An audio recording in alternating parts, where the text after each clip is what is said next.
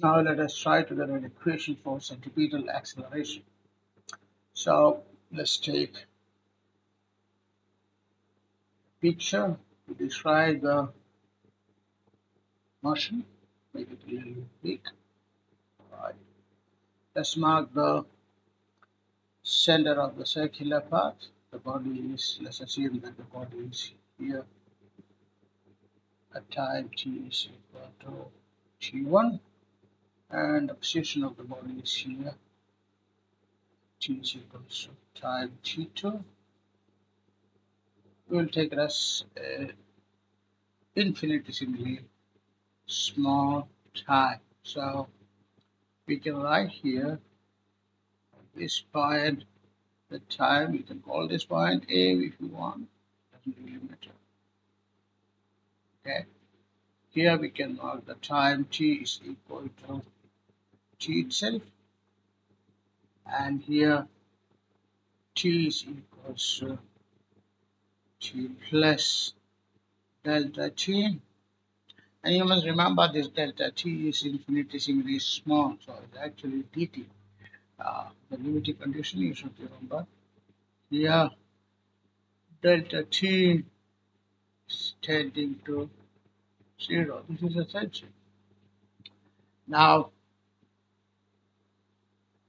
we can draw the radius vector here.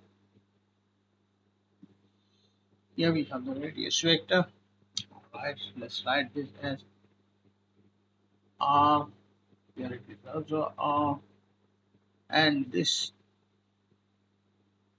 arc length we take it as delta L, which is infinitesimally small. Let us draw the two velocities at t and delta t. So here we have the t tangential to the circular path. Alright, let's put an arrowhead here. So we will call this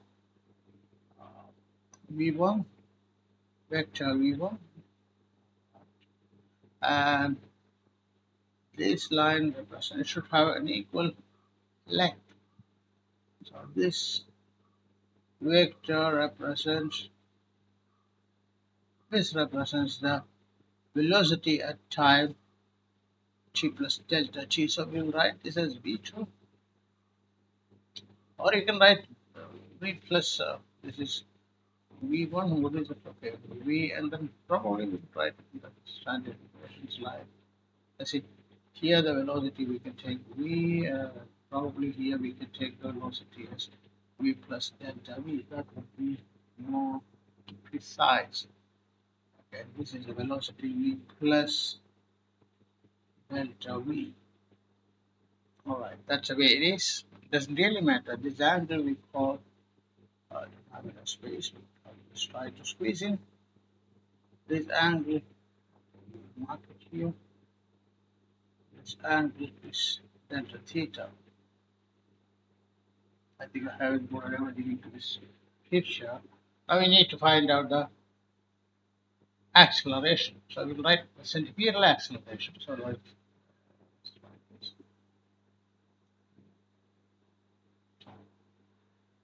wait a minute.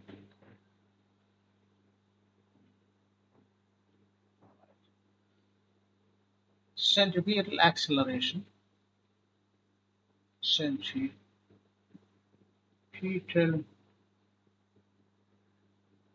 acceleration. We call it ACP. ACP. The magnitude is equals to change in velocity over time. So delta V over, sorry, delta V over delta T. Let's keep it as equation number 1. Now we need to evaluate this delta V value. That's the first objective. For that, you can actually get a picture of the two velocities, v plus delta V and v. So delta V is equals to v plus delta V minus v. Am I right? Your delta V is equal to, what is delta V? that is v plus delta v, which is being the speed at position B. We call this as B. Okay, it's not marked in the diagram, so we have it here. This is the position B. Here the velocity is v plus delta v. So here v plus delta v is the final velocity minus initial velocity, that is v.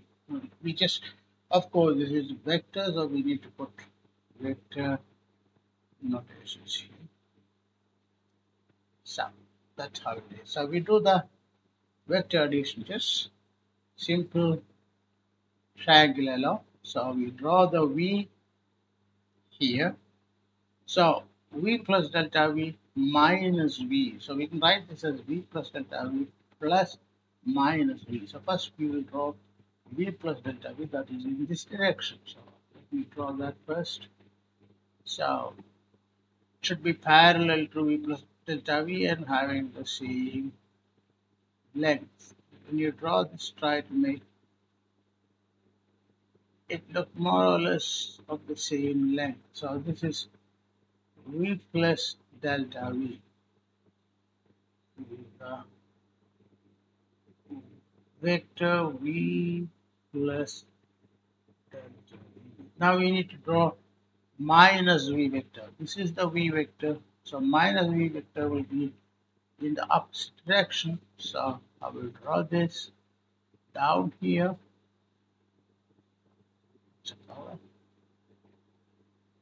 It should be parallel to, oh God. Okay, try this again.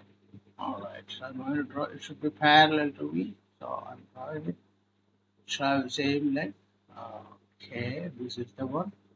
If everything is done perfectly, then here we have a kind of a triangle and here we have a kind of triangle. They look exactly similar. So let's put the arrowhead, because it is minus V, the arrowhead should be down here. Okay, this is minus or negative V. Minus V or negative V. Here we have. Okay. So V plus delta V plus minus V, negative V. So this will be the delta V, because this minus, right. So this quantity here is delta V. Then you must remember one thing, because V and V plus delta V over vector size. Use it. Right here, I have forgotten vector size. Vector size are very important in this context. You must remember right here. This is very important to remember. V plus delta V. This is a vector whose magnitude is exactly equal to the magnitude of vector V. Because this is uniform circular motion, tangential speed remains constant. You must remember that. Now let's put the things together and see whether we can do it. Now look at these two triangles here. If I put this point, for instance, let's put it as C, and let's put these things together as P, Q, and R. You can see that triangle A, B, C, and triangle PQR are similar. So, provided delta T is extremely small, then the segment or the arc looks more like a segment. So, we can just write here this idea. Triangle A, B, C, and triangle P, Q, R, similar. This is a condition you must remember. Okay, I just put it inside a box. Of course, the condition is that the delta t should be infinitesimally small, so we can consider the arc as a line segment.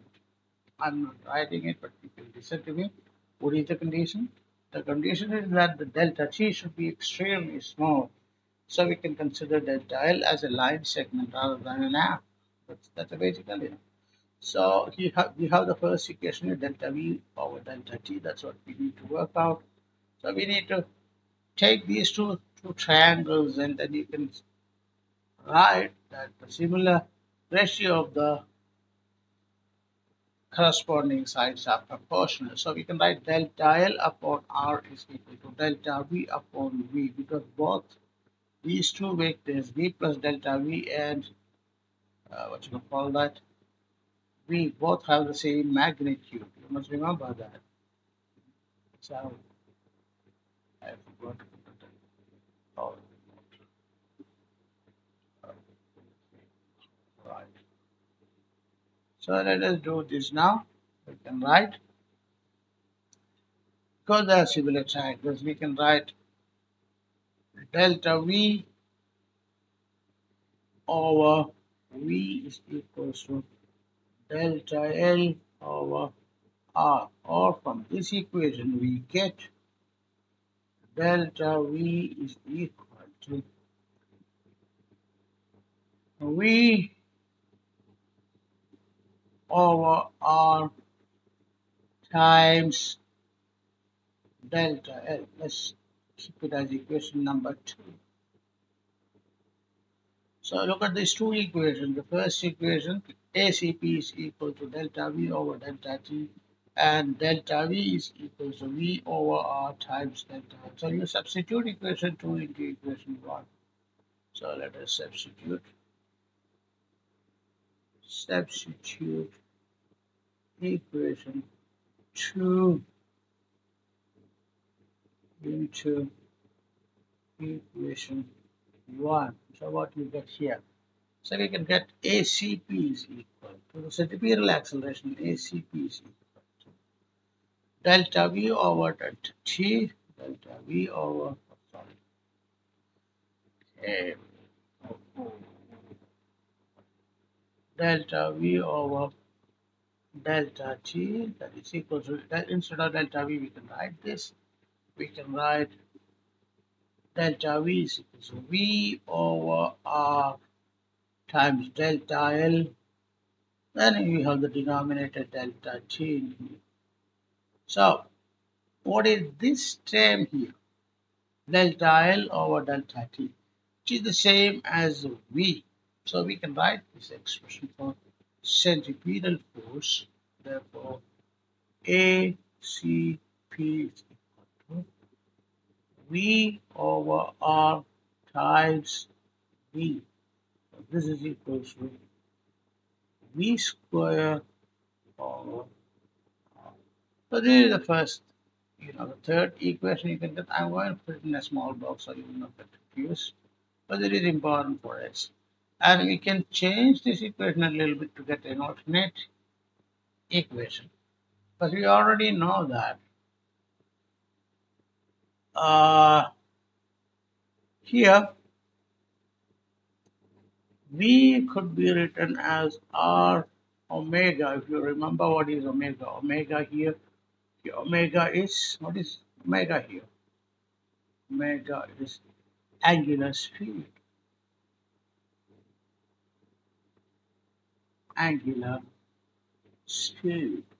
So you can get here, put it into this equation, you get ACP is equal to,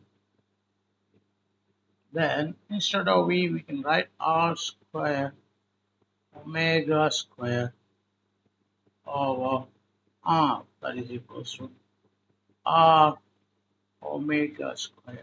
So we have another equation now with us. ACP is also could be written as R omega squared. So we'll put both the equations together. So the centripetal force, centripetal acceleration,